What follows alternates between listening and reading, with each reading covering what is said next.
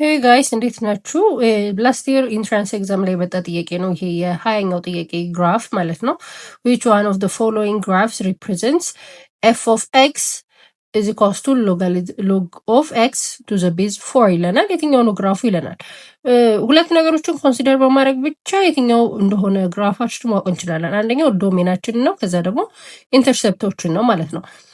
የመጀመሪያው ለምሳሌ የሎጋሊዝም ግራፍ ወይም የሎጋሊዝም ፈንክሽን ሁልጊዜም ዶሜኑ ፖዚቲቭ ሪል ነምበር ነው which means x is always greater than 0 ማለት ነው። ስለዚህ ቾይስ ኤ እና ቢን ስታዩ ዶሜናችን የኤክስ ቫሊዩ ሁሉም ኦል ሪል ነምበር ላይ ነው ያለው። እዚጋ ኔጌቲቮችም ፖዚቲቮችም ላይ አለ፣ ኔጌቲቭ ላይም ፖዚቲቭ ላይም አለ ማለት ነው።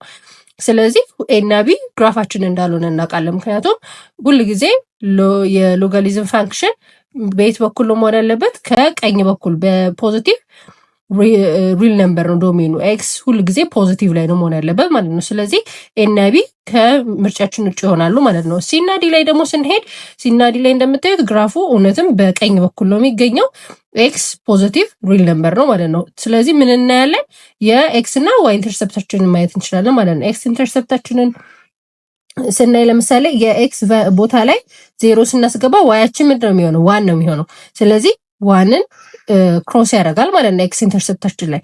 እንደገና ደግሞ እዚህ ጋር የኤክስ ቫሊዩዎችን ደግሞ 4 ሲሆን እንዲቀለም 4 ስንወስድ 4 ሲሆን ሎግ 4 ኦፍ 4 ማለት ዋን ነው። ስለዚህ የ4 ኤክስ 4 ሲሆን የግራፋችን ምን መሆን አለበት? ፖይንታችን ዋን ላይ መሆን አለበት፣ ዋይችን ማለት ነው።